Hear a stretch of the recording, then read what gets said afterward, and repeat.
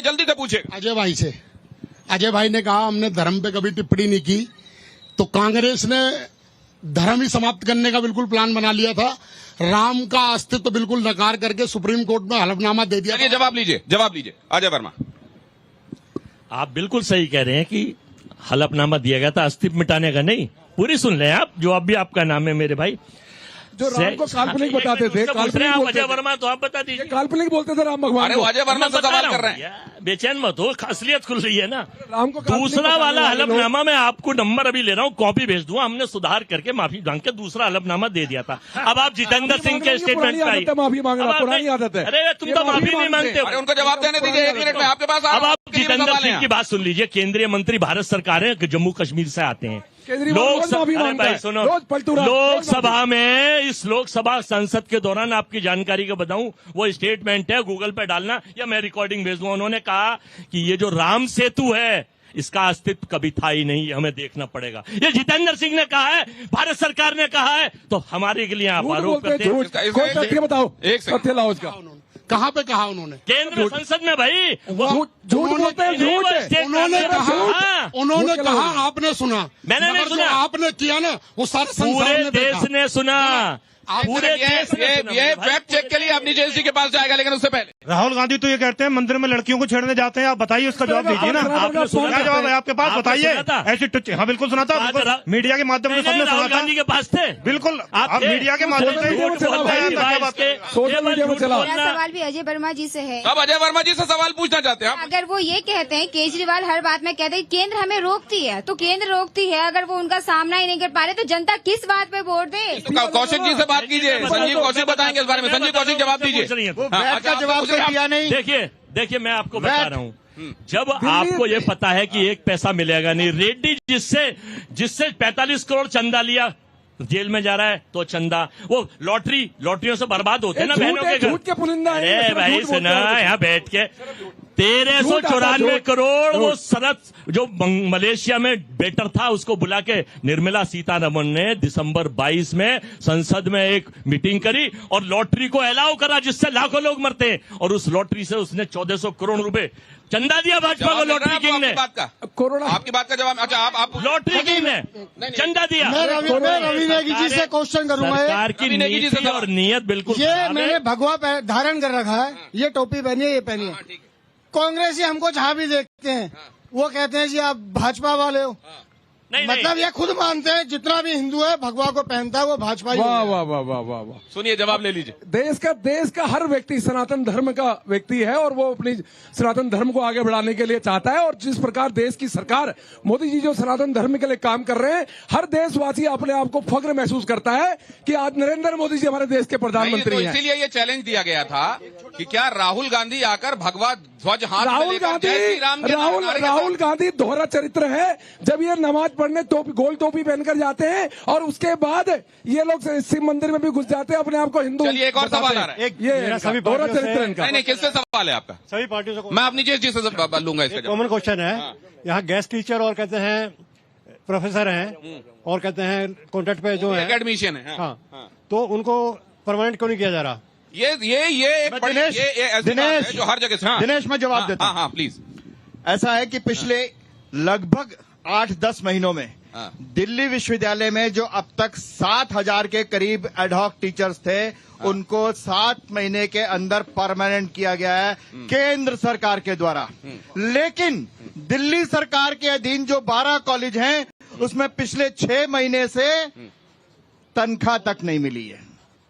बाकी सब चीजों के लिए है, शीश महल के लिए पैसा है, लेकिन दिल्ली सरकार के प्रोफेसरों के लिए पैसा नहीं है।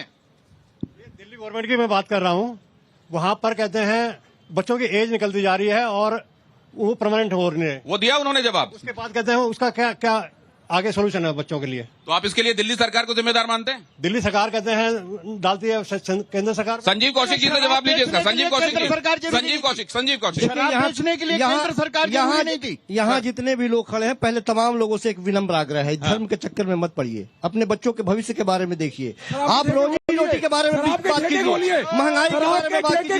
2014 में जब देश के प्रधानमंत्री जी आए थे, बड़े बड़े होर्डिंग लगे थे यहाँ पे, बड़े बड़े होर्डिंग लगे थे कि बहुत हुई महंगाई की बार, अब की बार मोदी सरकार, बहुत हुई भ्रष्टाचार की बार, अब की बार मोदी सरकार। एक बार पूछिए तो सही, एक बार नहीं, आपने कहा धर्म के चक्कर में मत पड़िए। ये चक्कर समझते हैं क्या धर्म को? हिंदू घर में बच्चे हैं, आप हमारा धर्म बच्चे हैं, कर सकते। आप दिल्ली में जब आपके घरों आप किसी इस्लाम वाले से बोल सकते हो, आप बोल के दिखाइए। अगर आप वो कह रहे हैं इस्लाम के मानने वाले से आप कह सकते हैं धर्म के चक्कर में मत पड़ो। कलम नहीं कर दिया जाए तो बता देना। फिर मैं दोबारा दोहरा रहा हूँ, धड़ से सर कलम कर दिया जाएगा अगर आप इस्लाम के बारे में बोल के दिखा दो। ऐसे आपके किसी मौलवी से बोल दो, निकाले जा रहे किसी हैं, मौलवी से आपको बोल दो, हवाई जहाज दिखाया जा रहा है, आपके पैसे निकाले जा रहे हैं, उसके बारे में बात कीजिए। क्या होता है? अपने बच्चों के बारे में बात कीजिए, अपने भविष्य के बारे में बात कीजिए, महंगाई के बारे में बात कीजिए, रोजगार के बारे में बात कीजिए, शिक्षा के बारे में बात कीजिए, इसके बारे में बात कीजिए। जब कभी भी आपको धर्म के चक्कर में उलझाया जाएगा, आपके जेब नहीं, एक बड़ा महत्वपूर्ण सवाल देश की जनता को ये बात समझ बड़ा महत्वपूर्ण सवाल, वापस मैं पोडियम की तरफ जा रहा हूं क्योंकि ये सवाल इतना मौजूद उठाया गया है और जबरदस्त उठाया गया है।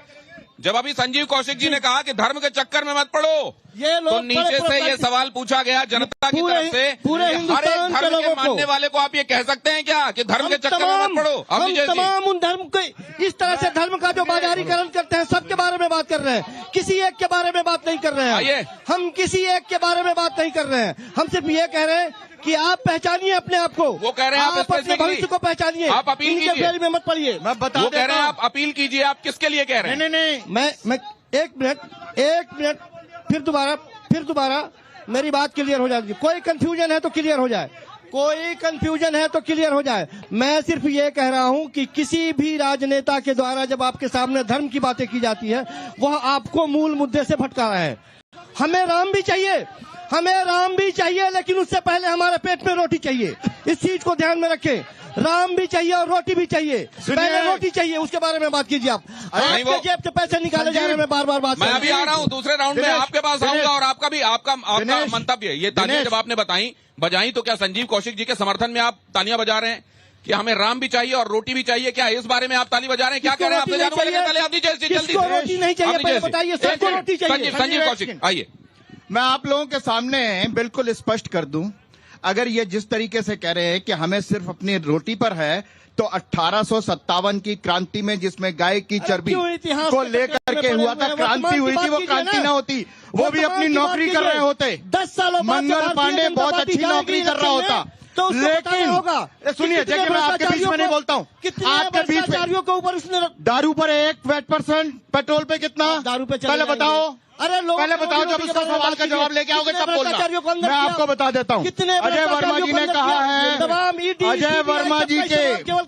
अजय वर्मा जी की पार्टी के कर्नाटक कांग्रेस के कार्यकारी अध्यक्ष और इस समय नेता, वहाँ पर मंत्री। एक सेकंड सर, एक सेकंड मैं उनको शांति कराना चाह रहा हूँ। संजीव कौशिक जी वो एक बात कह रहे हैं, आप उसको ओवर पावर क्यों करना चाह रहे हैं? आप सुन लीजिए आप अपनी बात। और दूसरे ये बताइए कि जब इफ्तार में हिस्सा लेने के लिए कहीं कोई जाता है, क्या वहां पर भी आप कहेंगे कि ये सब बंद कीजिए, आइए रोटी पे ध्यान दें? मैंने बंद करने के लिए नहीं कहा, मैंने किसी को बंद करने के लिए नहीं कहा।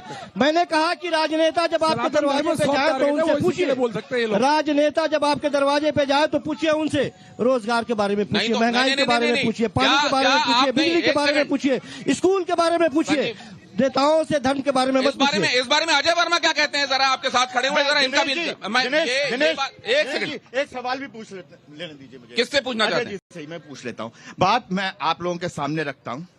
कर्नाटक कांग्रेस के कार्यकारी अध्यक्ष एक समय में, जिस समय इससे सरकार नहीं बनी थी और इस समय में वर्तमान में मंत्री, उन्होंने कहा हिंदू शब्द का अर्थ इतना गंदा है कि मैं आपको बता भी नहीं सकता। जब दयानिधि स्टालिन ने कहा, तो उदयनिधि स्टालिन ने कहा, तो इनके कार्ति चिदम्बरम ने क्या कहा? नहीं, खड़गे जी के सुपुत्र ने कहा नहीं, ठीक कहा उन्होंने, कुछ तो कमियां ही है ना, तो बिल्कुल ठीक ही कहा उन्होंने। खड़गे जी ने कहा अगर नरेंद्र मोदी जी दोबारा आ गए तो इस देश में सनातन धर्म का राज आ जाएगा। ये सब आपके नेताओं ने कहा हुआ है हिंदू धर्म के बारे में। वो तो कह रहे हैं